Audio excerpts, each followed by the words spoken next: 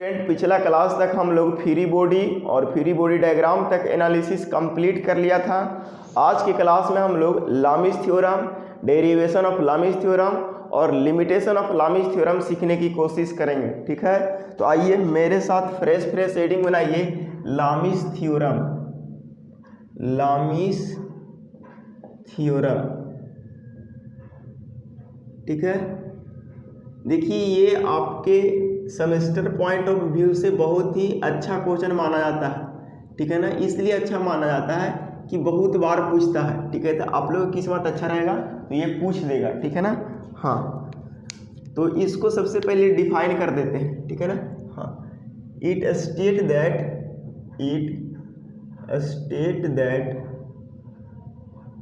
Three forces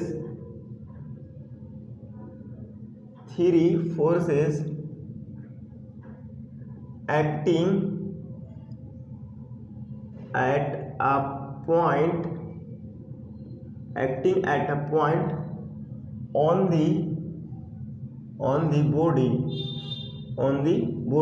in equilibrium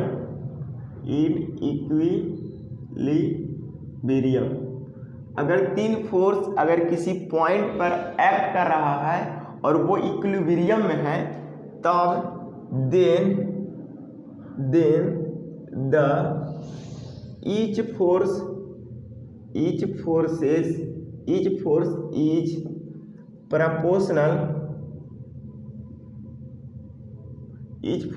proportional to the sine of angle between other two forces, ठीक है, other two forces, ठीक है। हाँ, देखिए कह रहा है it state that three forces acting at a point. सबसे पहले तो एक पॉइंट पर तीन फोर्स एक्ट करा देते हैं। एक फोर्स ये है, दूसरा फोर्स ये है और तीसरा फोर्स आपकी ये रहा, ठीक है ना। ये तीनों फोर्स एक्ट कर रहा है, ठीक है। हाँ, अगर इस फोर्स को मान लेते हैं F1 तो इस फोर्स को मानना होगा F2 और इस फोर्स को मानना होगा F3, ठीक है। हाँ, अगर गलती से इस F1 के सामने वाला फोर्स को अगर मान लेते हैं अल्फा तो F2 के सामने वाला फोर्स को मानना होगा बीटा और F3 के सामने वाला को मानना होगा गामा। इस चीज़ को आप समझने की कोशिश कीजिएगा, ठीक है ना। हाँ, तो यही कह रहा है कि it state that three forces acting at a point, तीनों force acting at a point मान लिया जाए कि ओ पॉइंट पर एक्ट कर रहा है। कौन पॉइंट पर एक्ट कर रहा है? ओ पॉइंट पर एक्ट कर रहा है। देखिए इस पॉइंट को हम लिख देते हैं ओ पॉइंट, ठीक है ना। हाँ, बॉडी इन इक्विलिब्रियम, अगर बॉडी इक्विलिब्रियम में होगा, इस बात को समझने की कोशिश कीजिएगा और अंडरलाइन कीजिएगा, on the body in equilibrium. अगर बॉडी इक्विलिब्रियम में है तब ईच फोर्स यानी हर एक force is proportional to the, ये जो फोर्स होगा वो प्रपोर्शनल होगा sine of angle between other two forces, यानी अगला जो दो फोर्स है उसके बीच में जो एंगल रहेगा उसका साइन के प्रपोर्शनल होगा, ठीक है ना। हाँ, तो सबसे पहले क्या लिखते हैं, late three forces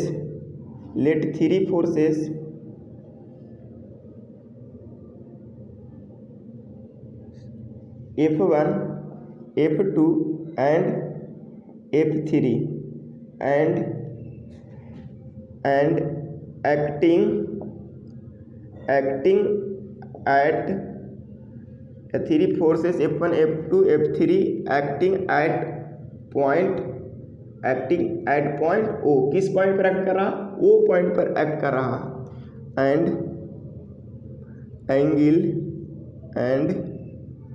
angle alpha beta gamma as shown in figure, जैसा फोटो में दिख रहा है वैसा ही एंगल है। तब कह रहा है अकॉर्डिंग टू लामिस थ्योरम, यहाँ पे दिखाई तो पड़ रहा है। हाँ, तब कह रहा अकॉर्डिंग टू लामिस थ्योरम, क्या कह रहा है फिर से यहाँ से समझिए। It state that three forces acting at a point, देखिए three forces acting at a point on the body, इस बॉडी के किसी एक पॉइंट पर एक्ट करेगा इन इक्विलिब्रियम, किस कंडीशन में, तो इक्विलिब्रियम कंडीशन में, तब कह रहा है कि then the each force is proportional to the sine of angle between other two forces. कह रहा है कि अगर मान लिया जाए कि पहला फोर्स की बात करें तो पहला फोर्स जो होगा F1 होगा, यानी अकॉर्डिंग टू लामिस थ्योरम,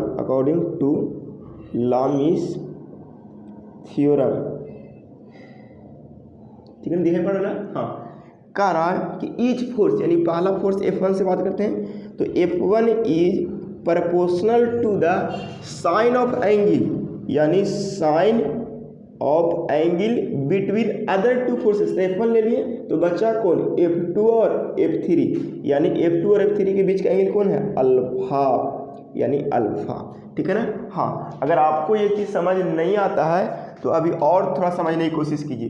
तो प्रोपोर्शनलिटी को इक्वलिटी में चेंज करने के लिए हम लोग लगाते हैं कोई कांस्टेंट। क्या लगाते हैं, कांस्टेंट। उम्मीद है यहाँ तक दिखाई पड़ रहा होगा। ठीक है ना। अब यहाँ पे आ जाइए, ठीक है ना, और थोड़ा सा इसको लाइन को यहाँ तक करते हैं ताकि आपकी स्पेस बचेंगे। ठीक है ना। हाँ, इस चीज़ को यहाँ पे ला लीजिए कि F1 is equal to K into sine alpha. देखिए, प्रोपोर्शनलिटी को इक्वलिटी में चेंज किए, इसीलिए हम कोई कांस्टेंट यूज किए हैं। ठीक है ना। हाँ, तो बताइए कि एक K इज इक्वल टू क्या लिख सकते हैं, F1 बट्टा साइन अल्फा, इतना लिख सकते हैं कि नहीं लिख सकते हैं। इक्वेशन इसको फर्स्ट मान लीजिए। ठीक है ना। इसी तरह से अगर F2 की बात किया जाए तो F2 is directly proportional to क्या होगा, साइन ऑफ एंगल बीटा। ठीक है ना। इसी तरह से अगर F2 की बात करेंगे तो F2 बराबर K इंटू साइन बीटा कह सकते हैं कि नहीं, यानी K बराबर लिख सकते हैं F2 बट्टा साइन बीटा। अगर इसी तरह से अगर बात करेंगे तो F3 भी हो जाएगा किसका, प्रोपोर्शनल हो जाएगा साइन गामा के। कैसे, देखिए F3 के सामने वाला एंगल कौन है, साइन गामा, यानी F3 is equal to K into sine gamma, और K is equal to F3 बट्टा साइन गामा। ठीक है ना। हाँ, यहाँ तक उम्मीद है आपको समझ आया होगा। तो आप जब एग्जाम की कॉपी लिख रहे होंगे तो ये वाला सारे चीज़ को नहीं लिखेंगे। ठीक है ना। देखिए, यहाँ से इसको हम कर देते हैं इरेज, इसलिए किए क्योंकि आपको समझ आ जाए। ठीक है ना। इसको करते हैं इरेज, और यहाँ पे इतना लिखने के बाद जब कॉपी लिखेंगे तो यहाँ पे लिखेंगे सिमिलरली।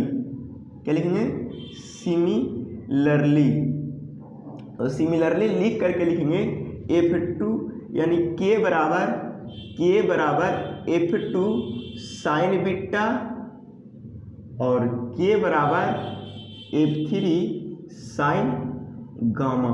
ठीक है ना। हाँ, एक बात ध्यान दे रहे होंगे, यहाँ से एक बात ध्यान दे रहे होंगे कि जो फोर्स लिए उसके सामने वाला एंगल, जो फोर्स ले रहे हैं उसके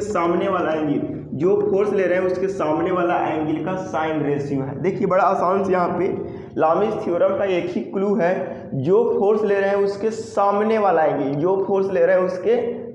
वाला एंगल, तो देखिए, तो अगर F1 फोर्स ले रहे हैं तो F1 के सामने वाला एंगल क्या है, अल्फा है।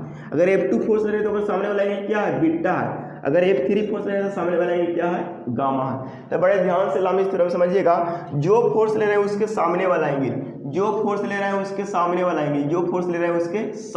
एंगल का साइन रेशियो होता है। ठीक है ना। तो लामिस थ्योरम का एक ही अपना लैंग्वेज में स्टेटमेंट याद रखिएगा, जो फोर्स ले रहे हैं उसके सामने वाला एंगल का रेशियो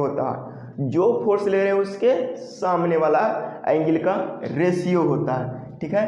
तो अगर इक्वेशन फर्स्ट, इक्वेशन सेकेंड और इक्वेशन थर्ड को अगर कंबाइन करेंगे तो लिखेंगे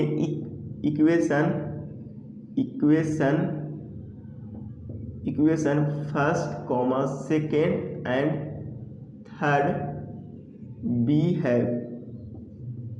यहाँ पे फ्रॉम लिखेंगे, from equation first comma second and third बी है। ठीक है ना। हाँ, एकरा करने से आपको पता चलेगा F1 बट्टा साइन अल्फा बराबर F2 बट्टा साइन बीटा बराबर F3 बट्टा साइन गामा। इस चीज को आप ध्यान दीजिएगा, यही है आपकी लामिस थ्योरम। क्या है? लामिस थ्योरम। देखिए, जब आपकी 4 मार्क्स में थ्योरी पूछता है कि स्टेट या एक्सप्लेन लामिस थ्योरम, और 4 मार्क्स में आपका क्वेश्चन है, तो आप यहीं तक लिखिएगा, यही है आपकी लामिस थ्योरम। क्या है? लामिस थ्योरम। लेकिन अगर लामिस थ्योरम 6 मार्क्स में आ जाए तब उसको आपको प्रूफ करना बहुत जरूरी है। ये तो अभी स्टेटमेंट से पढ़ें और यहाँ तक अपन लिख दिया, ठीक है ना। फाइनल बात, अभी तक हमको यही देखने को मिला कि जो फोर्स देख रहे हैं उसके सामने वाला एंगल का साइन रेशियो हो रहा, अपना लैंग्वेज में जो फोर्स देख रहे हैं उसके सामने वाला का साइन रेशियो है, जो फोर्स देख रहे हैं उसके सामने वाला एंगल का साइन रेशियो है, जो फोर्स देख रहे हैं उसके सामने वाला एंगल का साइन रेशियो है। यही है लामिस थ्योरम, ठीक है। वही बात फिर से एक बार पढ़ देते हैं। It state that 3 forces acting at a point, 3 force acting at a point, body in equilibrium, और वो बॉडी किस में होना चाहिए? इक्विलिब्रियम में होना चाहिए। Then the each force is proportional to the sine of angle between other 2 forces. देखिए, तो ये फोर्स अगर प्रोपोर्शनल होगा तो उसके सामने वाला एंगल, ये फोर्स प्रोपोर्शनल होगा तो इसके सामने वाला एंगल, ये वाला फोर्स प्रोपोर्शनल होगा तो इसके सामने वाला एंगल, ठीक है। यहाँ तक अपन लामिस थ्योरम का एनालिसिस कर लिया कंप्लीट, ठीक है ना। हाँ, अब जो हम लोग बात करेंगे डेरिवेशन ऑफ लामिस थ्योरम, ठीक है ना। तो प्रूफ में चलते हैं, कच्ची में चलते हैं, प्रूफ में चलते हैं, ठीक है ना। हाँ, तो प्रूफ में चलने के पहले क्या करते हैं? कुछ मानते हैं हम लोग। क्या करते हैं? कुछ मानते हैं, ठीक है ना। हाँ, तो इसको मानिए। Consider F1 and F2, consider F1 and F2 sides of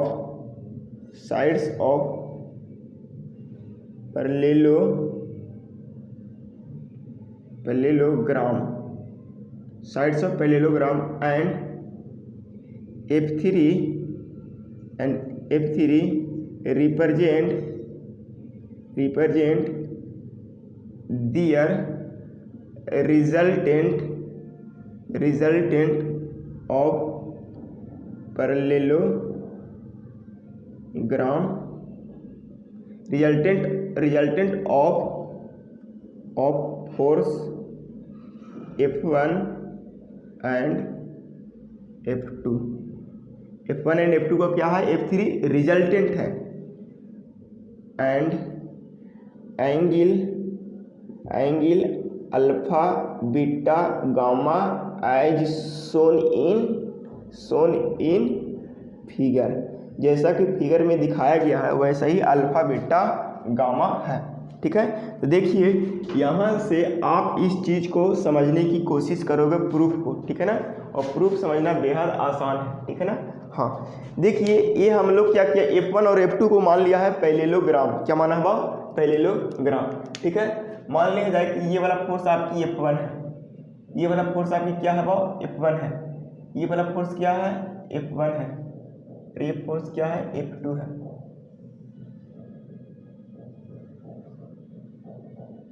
मान लेते हैं कि ये फोर्स F1 है, इसी को मान लेते हैं F1 और इसको मान लेते हैं F2, ठीक है ना।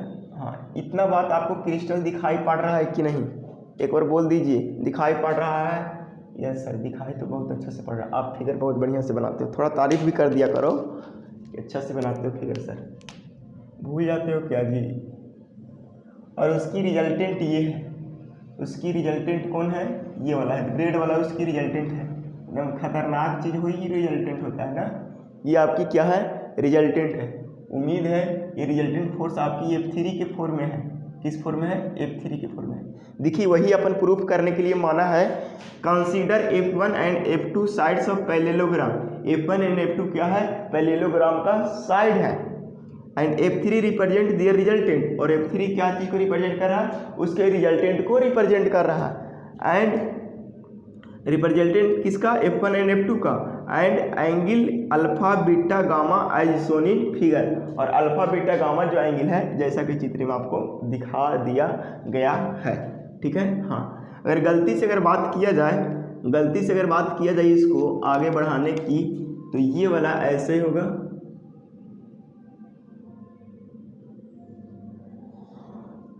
ये वाला के थोड़ा और छोटा बना दीजिए ताकि बढ़िया से पैरेललोग्राम ड्रा हो सके। ठीक है ना।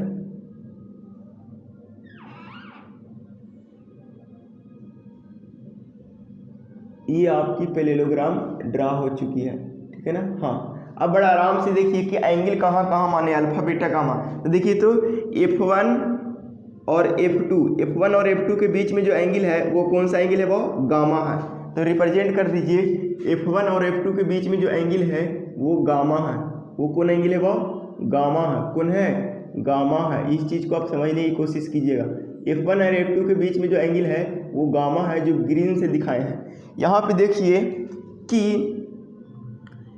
F1 और F3 के बीच में कौन सा एंगल है, तो बोलेंगे बीटा है।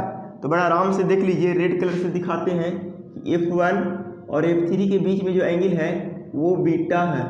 ठीक है ना। हाँ, यहाँ पे देखिएगा कि F2 और F3 के बीच में कौन सा एंगल है, तो अल्फा है। तो यहाँ पे देखिए F2 और F3 के बीच में कौन सा एंगल रिप्रेजेंट करेंगे, वो अल्फा रिप्रेजेंट करेंगे। चलिए, इतना बात, एंगल को रिप्रेजेंटेशन करने में किन्हीं लोग को कोई दिक्कत नहीं है। एक और ज़रूर बोलिए कि एंगल को रिप्रेजेंट करने में किन्हीं लोग को कोई दिक्कत है या नहीं, ज़रूर फटफट नीचे बोलिए। ठीक है, एक बार हम फिर से बता देते हैं। ठीक है, देखिएगा कि F1 और F2 के बीच में एंगल गामा है। तो देखिए ग्रीन कलर से दिखाया है, F1 फोर्स और F2 फोर्स के बीच में एंगल गामा है। ठीक है, और F1 और F2 हो गया, और F2 और F3 के बीच में एंगल अल्फा है। तो F2 और F3 के बीच में एंगल क्या है, अल्फा है। और यहाँ पे देख लीजिए आप लोग कि F1 और F3 के बीच में एंगल बीटा है। तो F1 और F3 के बीच में एंगल बीटा है। उम्मीद है इतना बात आप लोग को समझ आ रहा होगा। ठीक है, एंगल को रिप्रेजेंट करने में कोई दिक्कत नहीं होगा। ठीक है ना। हाँ, अब हम लोग क्या करेंगे, इसको प्रूफ की ओर हम मूव करते हैं। तो देखते क्या है, थोड़ा सा हम और आगे अगर इसको बढ़ा देते हैं, इस वाले पोर्शन को अगर आगे बढ़ाते हैं तो क्या हम लोग पाएंगे, अगर ये पैरेलल साइड है, तो अगर ये वाला गामा है तो पैरेललोग्राम के रूल से ये भी क्या हो जाएगा, वो गामा हो जाएगा। बोलिए इतना क्रिस्टल क्लियर है कि नहीं। अगर ये वाला एंगल गामा है तो ये भी एंगल क्या हो जाएगा, गामा हो जाएगा कि नहीं। कैसे, देखिए अगर कोई दो पैरेलल साइड अगर ऐसे होता है तो अगर ये वाला एंगल होता है ये वाला के बराबर होता है, ये वाला और ये दोनों क्या होते हैं, आपस में बराबर होते हैं। ठीक है, तो उसी तरह से अगर यहाँ पे जो ग्रीन कलर की खोपड़ी से दिखाने की कोशिश करें, ये जो आपकी ग्रीन कलर की खोपड़ी रही गामा, ये वाला भी एंगल क्या हो गई, गामा हो जाएगी कि नहीं हो जाएगी। इस चीज़ को आप समझने की कोशिश करोगे। ठीक है, अगर वो गामा हो गई तो आप दिमाग की खोपड़ी से ये लिखना चाहोगे कि सर अगर वो गामा होगा तो इसको हम बड़े प्यार से बोल सकते हैं 180 माइनस गामा। क्या इतना बात आप लिख सकते हो या नहीं। कैसे, तो बोले कि लाइन पर 180 डिग्री का एंगल बनता है, इसीलिए दोनों एंगल का सम करेंगे तो 180 आ ही जाएगा। ठीक है, तो यहाँ पे ये वाला एंगल 180 माइनस गामा लिख सकते हैं। गलती से ये वाला एंगल हमको पता करना है, और ये वाला एंगल कैसे पता चलेगा। ये वाला एंगल देखिए, अगर ये दोनों पैरेललोग्राम का साइड है तो जितना एंगल ये वाला होगा उतना ही एंगल ये वाला होगा। कैसे, तो बोले अल्टरनेट इंटीरियर एंगल से। तो बोलिए अल्टरनेट इंटीरियर एंगल से ये वाला भी एंगल कितना हो जाएगा, वो अल्फा हो जाएगा। चलिए इतना बात क्रिस्टल क्लियर है कि नहीं, बड़े आराम से इसकी प्रूफ में चलेंगे। ठीक है ना। हाँ, अब ये प्रूफ हो चुका है, लगा देंगे साइन रूल। अगर इसको अगर नेमिंग कर देंगे ओ, इसको मान रख देंगे ए, और इसको नाम रखेंगे सी। सर बी को कहीं नहीं वैल्यू दिए, बी इसलिए नहीं लिखे क्योंकि बीटा तर ये एंगल लग रहा है, इसीलिए बी नहीं लिखे। ठीक है ना। हाँ, अगर लगा देंगे in triangle in triangle OAC, OAC में चलेंगे, लगा देंगे अप्लाई साइन रूल। क्या लगा देंगे? Apply sine rule. Apply sine rule. आप लोग साइन रूल नहीं पढ़े होंगे, ठीक है ना, और यहाँ पे साइन रूल बताएंगे भी नहीं, जितना सिखा रहे हो उतना सीख लीजिए। साइन रूल क्या कहता है? जो साइड ले रहे हैं उसके सामने वाला का एंगल का साइन रेशियो, जो ट्रायंगल का साइड ले रहे हैं ना उसके सामने वाला एंगल का साइन रेशियो, ठीक है ना। अगर इस ट्रायंगल में चल रहे हैं OAC में, तो अगर ये साइड ले रहे हैं तो इसके सामने वाला एंगल का साइन रेशियो, अगर ये वाला ट्रायंगल में चल रहे हैं तो इसके सामने वाला एंगल का साइन रेशियो, अगर ये वाला साइड ले रहे हैं तो इसके सामने वाला एंगल का साइन रेशियो क्या होता है? बराबर होता है। तो इसी तरह से अगर साइन रूल लगाने चलें, यहाँ पे कॉमा दे दीजिएगा और ये लिखेंगे कि OA बट्टा OA के सामने वाला एंगल कौन है? OA के सामने वाला एंगल अल्फा है, तो लिखेंगे OA बट्टा साइन अल्फा। चलिए, इतना बात आप लोग को यहाँ पे दिखाई पड़ रहा है कि नहीं? OA बट्टा sine alpha is equal to, अब आगे बढ़िए, OA के बाद होगा AC, तो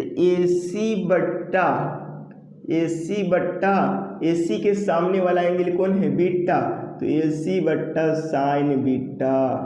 उसके बाद AC बट्टा साइन बीटा जैसे ही अपन लिखा, तो बताइए OC क्या है? OC बट्टा साइन 180 माइनस गामा, ठीक है ना। हाँ, इस चीज को आप समझने की कोशिश करोगे, यही होता है आपकी साइन रूल, ठीक है ना। हाँ, यही होता है आपकी कौन सा रूल? Sine rule. अब देखिए OA किसका रिप्रेजेंट कर रहा है वो? तो F1 के रिप्रेजेंट कर रहा है। Sine alpha as it is बराबर AC किसको रिप्रेजेंट कर रहा है? अगर AC अगर ध्यान से देखे होंगे तो F2 के बराबर है AC, इसका मतलब हम लिख सकते हैं F2 बराबर AC। काहे कि साइड्स ऑफ पैरेललोग्राम बराबर होते हैं, अपन डेरिवेशन में बताया है, ठीक है। तो AC की जगह पर क्या हो जाएगा भाव? F2 बट्टा साइन बीटा बराबर OC की जगह पर क्या हो जाएगा भाव? OC की जगह पर क्या होगा भाव? F3 बट्टा साइन 180 माइनस गामा। एक चीज़ यहाँ से समझ पा रहे होंगे कि साइन 180 माइनस गामा, तो बताइए sine 180 minus theta second quadrant में होते हैं, और सेकेंड क्वाड्रेंट में साइन और कॉसेक पॉजिटिव होता है। इसका मतलब यहाँ पे तो पॉजिटिव होगा। दूसरी फैक्टर ये है कि 180 के मल्टीपल में कोई भी ट्रिग्नोमेट्रिक रेशियो चेंज नहीं होता है। इसका मतलब sine 180 minus theta sine theta, इसका मतलब sine 180 minus gamma sine gamma. यही बात को अपन लिख देंगे F1 बट्टा साइन अल्फा बराबर F2 बट्टा साइन बीटा बराबर F3 बट्टा साइन गामा। यही हो गया आपकी लामिस थ्योरम का प्रूफ, ठीक है ना। देखिए अपन लामिस थ्योरम यही था ना, इस बात को देखिए, लामिस थ्योरम यही था ना, और इसको अपन साइन रूल से क्या कर दिया? वो प्रूव कर दिया।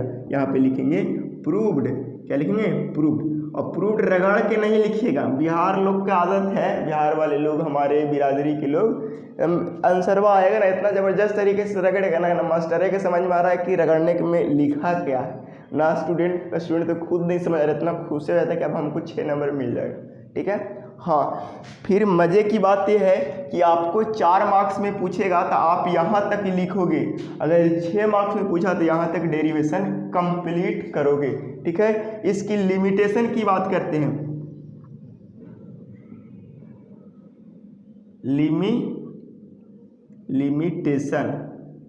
लिमिटेशन कहने का मतलब कि ये वाला रूल कहाँ आप नहीं लगा सकते हो, कहाँ ये रूल मतलब ब्रेक हो जाएगा, टूट जाएगा, यानी फेल कर जाएगा। तो ये रूल सबसे पहले इसकी लिमिटेशन है कि बॉडी को, या नोट पॉइंट में भी इसको लिख सकते हो, क्योंकि कभी कभी ऑब्जेक्टिव यहाँ से पूछ देगा। लामिस थ्योरम ओनली अप्लाइड व्हेन यहाँ पे लिखेंगे लामिस, लिमिटेशन में लिखेंगे लामिस थ्योरम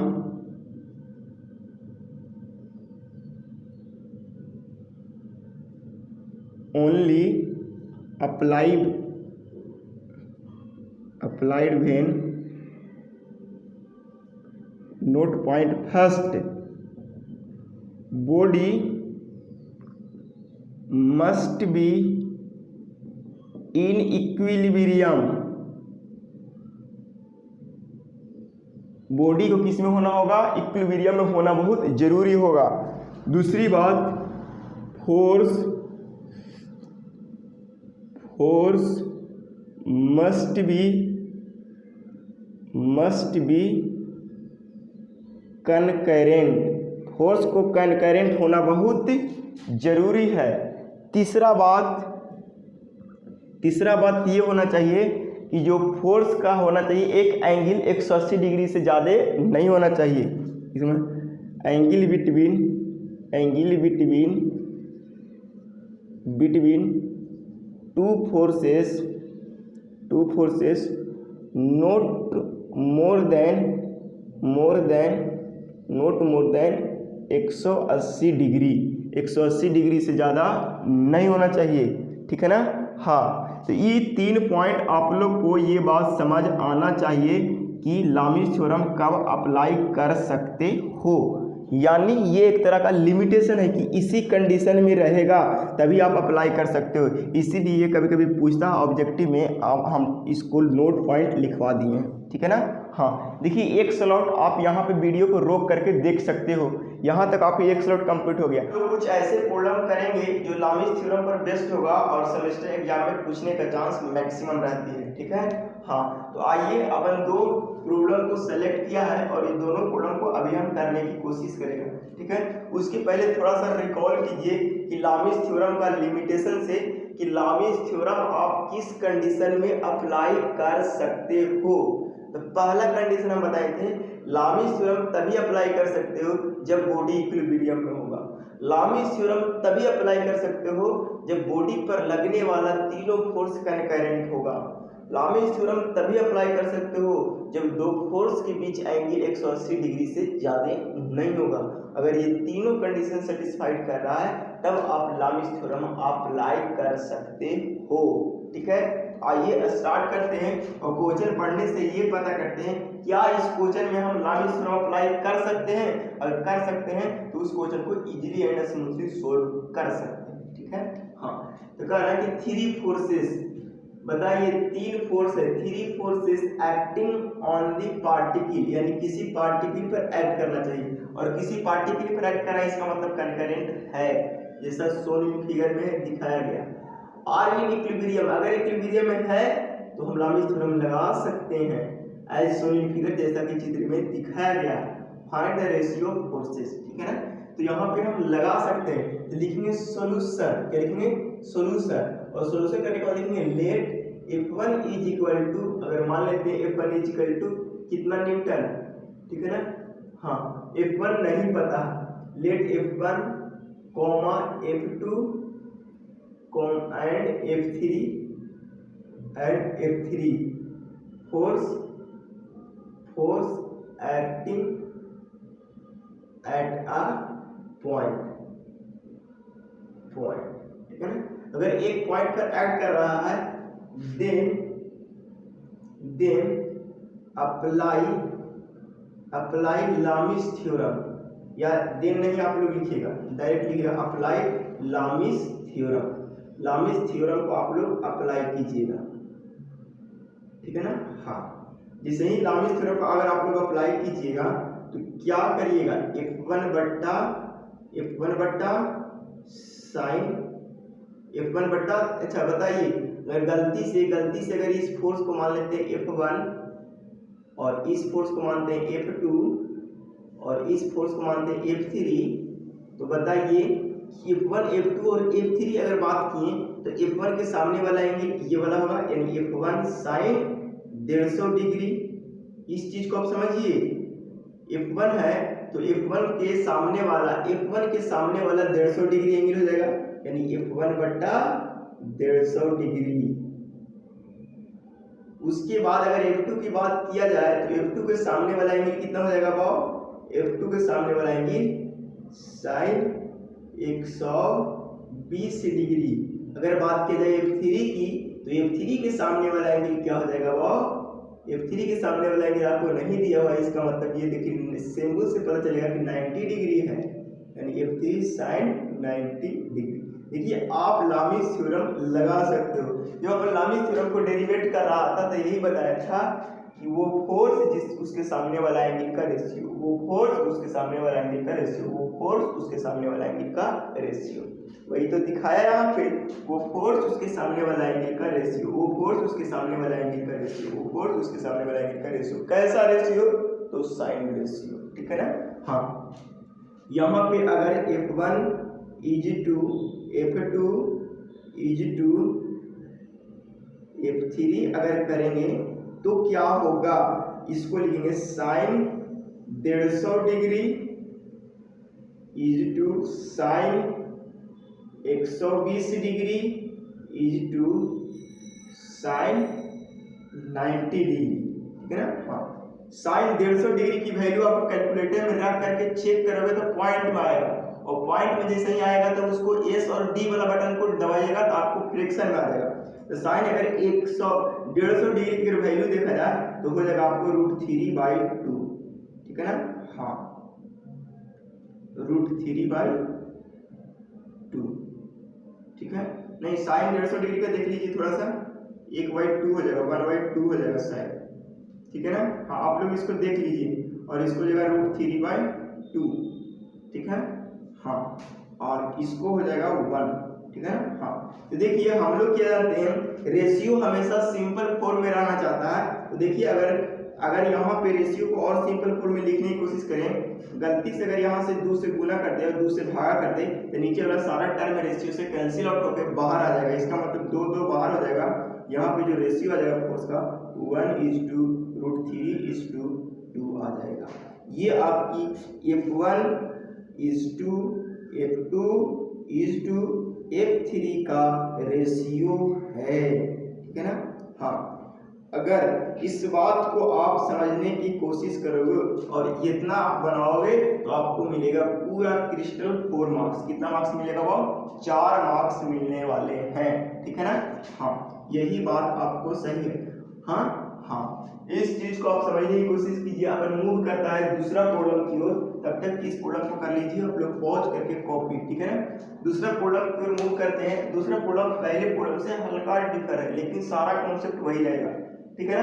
हाँ, इस प्रॉब्लम में हम लोग क्या करेंगे, सबसे पहले लिखेंगे सॉल्यूशन। क्या लिखेंगे, वो सॉल्यूशन। जब भी कोई प्रॉब्लम हम करते हैं तो उसको लिखते हैं, सबसे पहला स्टेप होता है सॉल्यूशन। क्या लिखना होता है, वो सॉल्यूशन। और सॉल्यूशन के बाद हम लोग क्या करते हैं, इस स्टेप में फ्री बॉडी डायग्राम बनाते हैं। दूसरा स्टेप है आप लोग को फ्री बॉडी डायग्राम, और पिछला क्लास में अपन फ्री बॉडी डायग्राम ट्रेस करने के लिए बड़े इजीली एंड स्मूथली समझाए थे।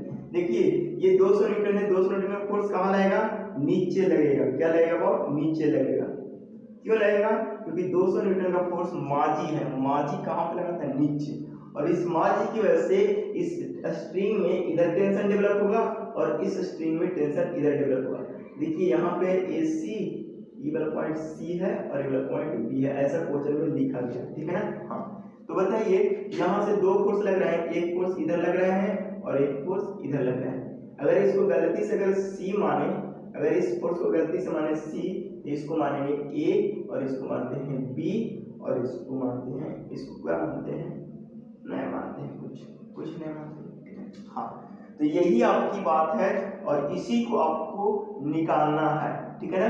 तो हमको अगर यहाँ पे एक चीज देख रहे हैं कि बॉडी इक्विलिब्रियम में है तभी तो बॉडी रुका हुआ है। अगर इक्विलिब्रियम में नहीं रहता तो बॉडी नीचे आ जाता ना। इसका मतलब इस क्वेश्चन को देखने से पता चला कि बॉडी इक्विलिब्रियम में है, ठीक है ना।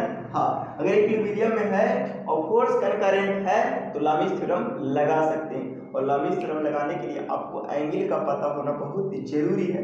तो आपको सबसे बड़ा काम यहाँ पे दिया गया है वो है एंगल कैलकुलेट करना। अगर आप एंगल कैलकुलेट कर लिए आप इस क्वेश्चन को कंप्लीटली रूप से सोल्व कर सकते हो, ठीक है। हाँ, तो देखिए हम एंगल कैलकुलेट करने के लिए सिखाते हैं।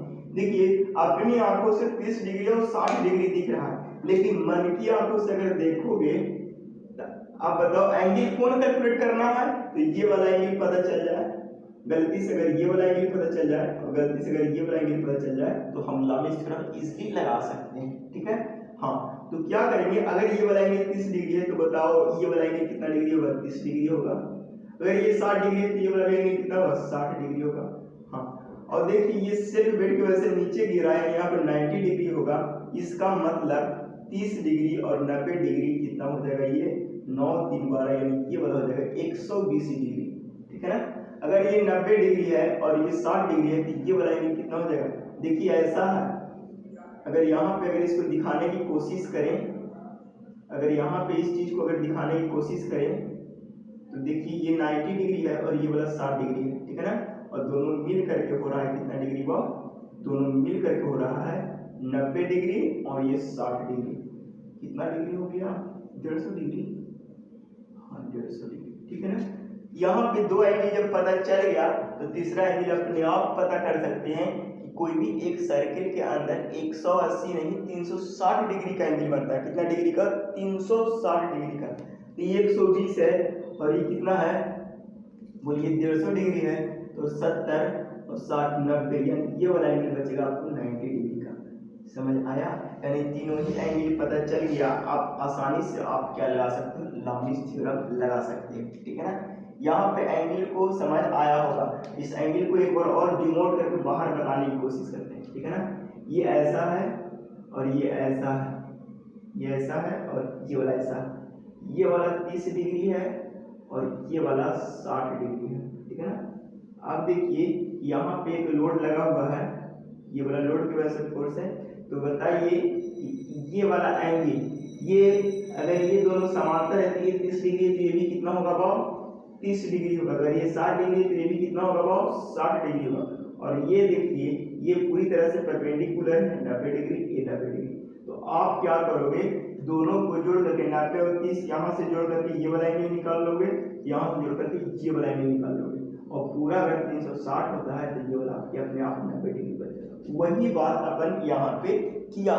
उम्मीद है इस चीज को आप समझने में सक्षम हुए होंगे और एंगल कैलकुलेट करने में सफल हुए होंगे।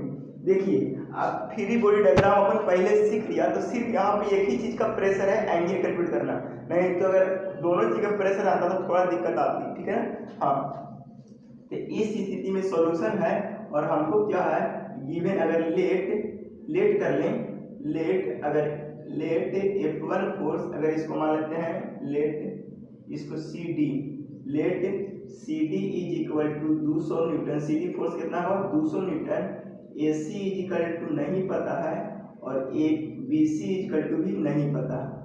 ठीक है ना, वही निकालना। अच्छा BC और AB में टेंशन डेवलप ही होगा ना, दोनों में टेंशन ही डेवलप होगा ना, आप देख पा रहे हैं, इसीलिए आपको टेंशन निकालने के लिए कह रहा। ठीक है ना, ये निकालने के लिए कह रहा। ठीक है ना, और एंगल भी आपको पता है, लगा देंगे अप्लाई लामिस थ्योरम, लामिस थ्योरम।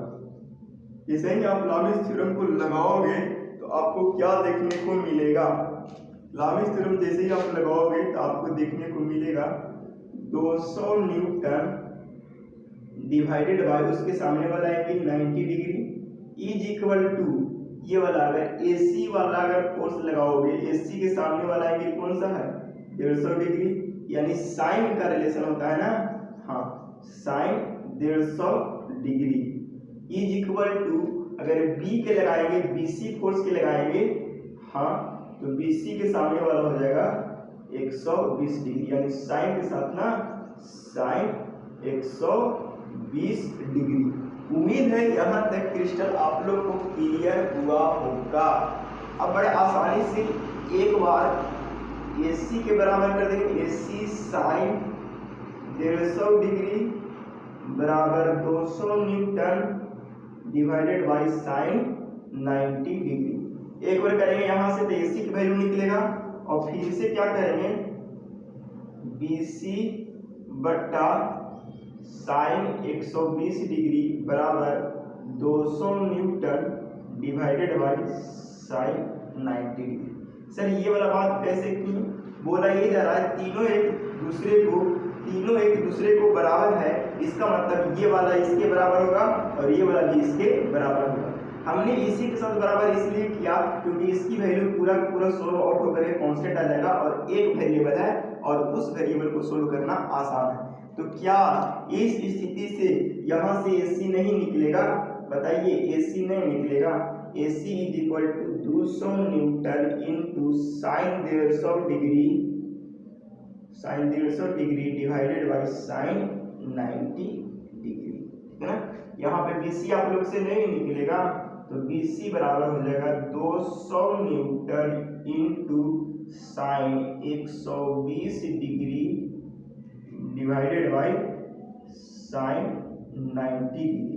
उम्मीद है इतना बात आप लोग को समझ आ रहा होगा और इसको कैलकुलेटर में सोल्व करके आप हमें कमेंट में जरूर बताइएगा कि AC की वैल्यू कितना है और BC की वैल्यू कितना है। नेक्स्ट न्यूमेरिकल में ये दोनों को सोल्व आउट करके आंसर बता दिया जाएगा, ठीक है। हाँ, ऐसा अगर सोल्व करोगे तो 200 गुने साइन 150 की वैल्यू कितना होता है, आगे भी सीखे कि साइन 150 की वैल्यू होता है 1/2, ठीक है। साइन 90 की वैल्यू 1 होता है, यानी AC बराबर तो अभी अभी हमको दिख गया, AC बराबर हमको अभी अभी दिख गया, कितना दिखा 100 न्यूटन, ठीक है ना। हाँ, लेकिन आप BC बराबर कितना निकाल सकते हो, BC बराबर निकाल सकते हो आप, इतना तो कर ही सकते हो। और जब दोनों निकल जाएगा तो आप लोग यहाँ पे लिखिएगा टेंशन, अभी तक आपको फुल मार्क्स नहीं मिलेगा, tension in AC and BC is equal to, AC is equal to 100 newton और BC इज इक्वल टू, आप कैलकुलेट करके लोगे, यही हो जाएगा आपकी आंसर। यहाँ तक लिखिएगा, तब आपकी फुल में फुल मार्क्स मिलने वाला है, अदरवाइज कोई चारा नहीं, आप बेचारा रहोगे, ठीक है।